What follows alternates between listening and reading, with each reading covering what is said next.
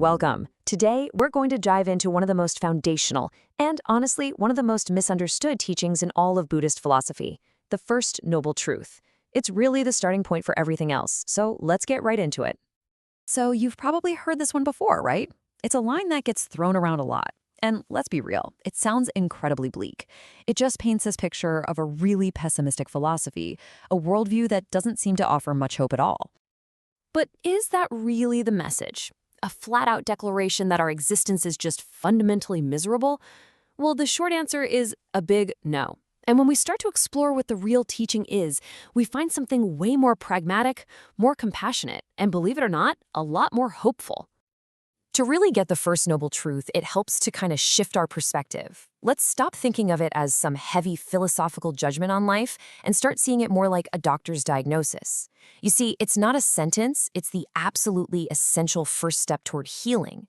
It's about taking a clear, honest look at what's actually going on. And this is where the precision of the language is just everything. The teaching isn't life is suffering. It's more like suffering occurs or there is suffering. It's a subtle change, I know, but the difference is profound. It's an acknowledgement that pain and unease are part of being human, not that they are the entirety of it. So here's the kicker. The path doesn't start with trying to run away from suffering or pretending it doesn't exist. It starts with the courage to actually turn toward it and investigate it honestly. In fact, the whole task here is just to understand it fully.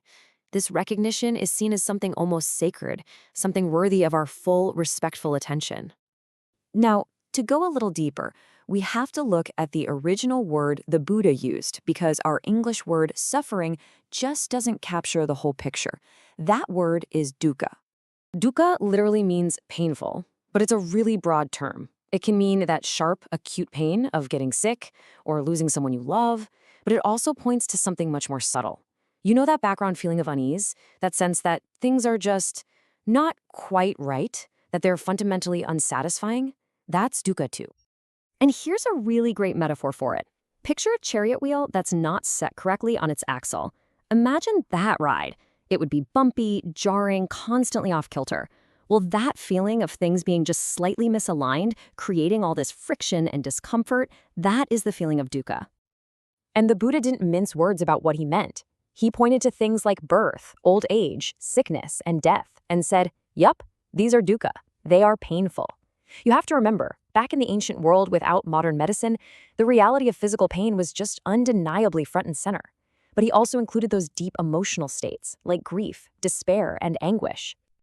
Okay, so there's this classic Buddhist parable that makes a really vital distinction here. It's called the Tale of Two Arrows, and it beautifully separates the pain we simply can't avoid from the suffering that we actually create for ourselves. So picture this, you're walking along, and out of nowhere you get struck by an arrow. Ouch, that hurts, right?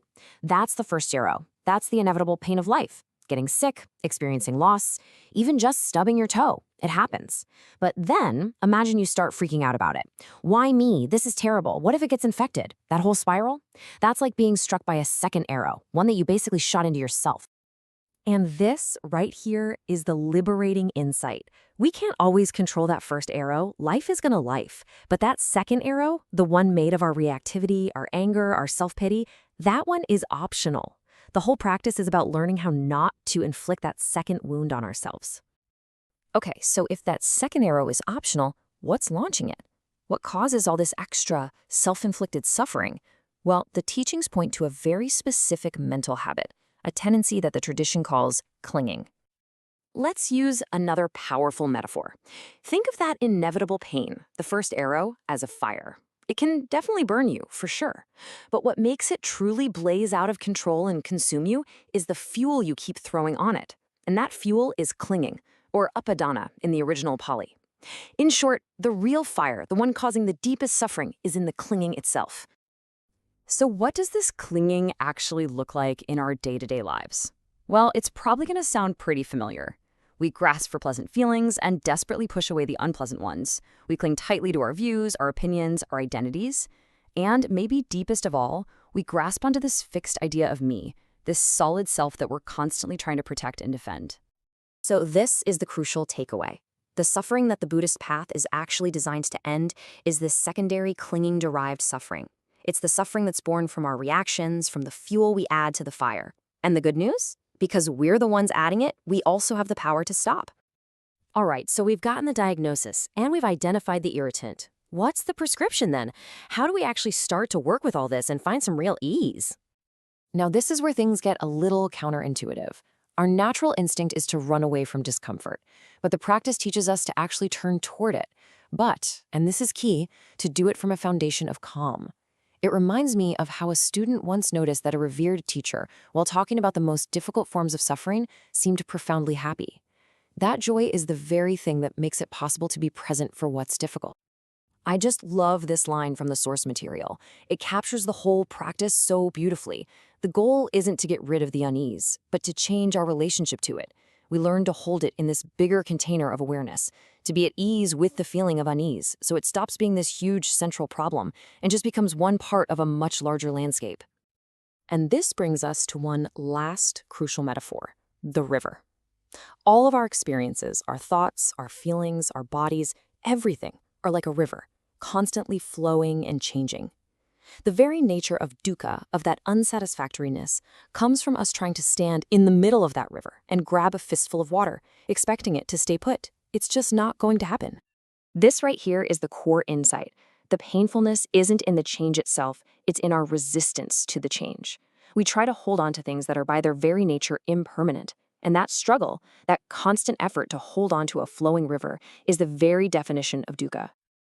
So the ultimate practice of the first noble truth is simply to see this clearly, to recognize that our discomfort isn't some solid, permanent problem we have to destroy, but a changing flow of energy and sensation that arises, hangs out for a while, and then passes away. Just witnessing this flow without resisting it is the beginning of letting go.